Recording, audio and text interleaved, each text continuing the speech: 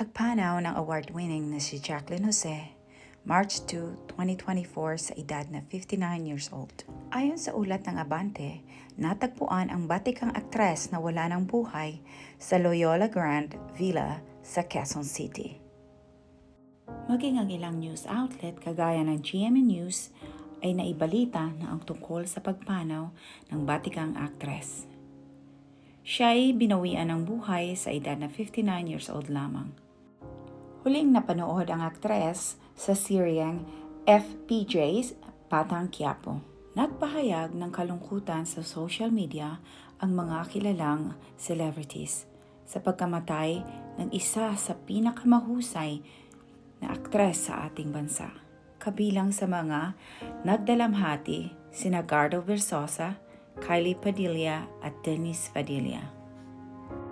Kamakailan ay binahagi ni Gardo Versosa ang isang taus-pusong mensahe sa kanyang Instagram account tungkol sa pagpanaw ni Jacqueline Jose. Sa kanyang emotional na post, ibinahagi ni Gardo Versosa ang isang lumang larawan nila ni Jacqueline na nagpapahayag ng kanyang kalungkutan sa kanyang pagpanaw.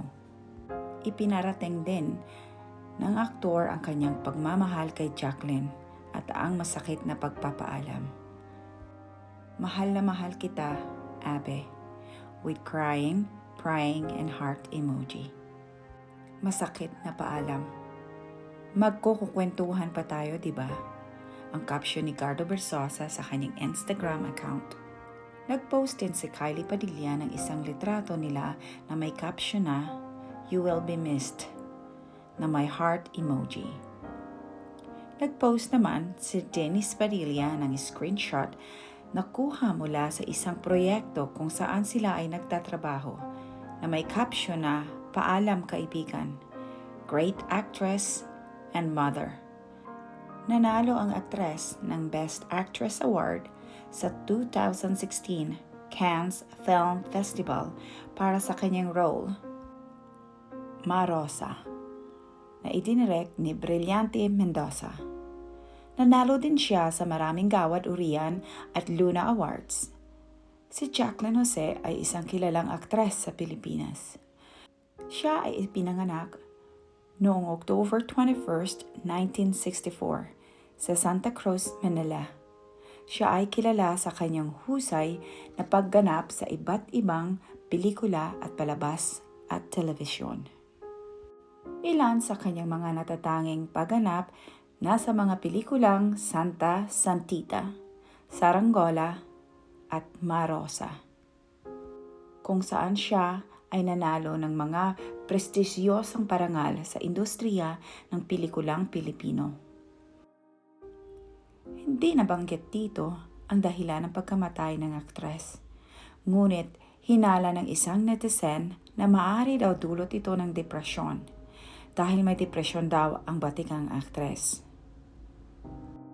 Ngunit nakikiusap ang mga naulila ni Jacqueline na ipagdasal ang kaluluwa ng aktres at bigyan sila ng respeto at privacy upang ipagluksa ang pagpanaw nito.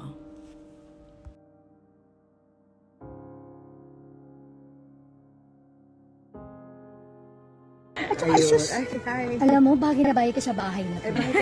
Pag alis namin kahapon, alam niyo ba, tsaka na siya pumasok ng kwarto niya. Ang sosyal.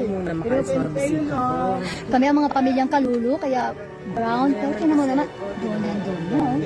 Doon niya. Diba? Doon. Ayun. Papasukat na lang daw. Tita Jane ang bago. I love you, TJ.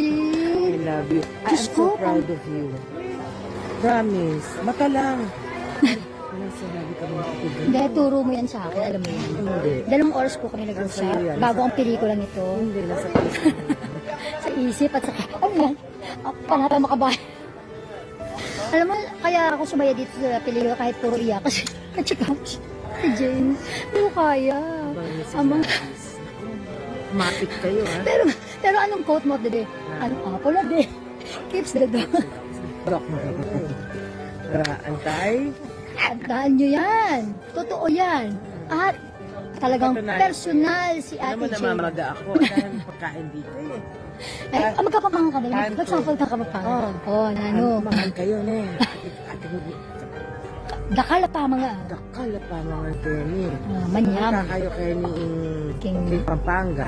Ay, tinan mo, o, diba? May Kaya love na Kenny, love ng mga may kapampangan Tina. si Ate Jane. Marami na siyang movies na nagkapampangan siya. At alam mo, na-appreciate nila yun. Kapag kahit na hindi siya talagang pure-blooded, pero nakakapagkapampangan.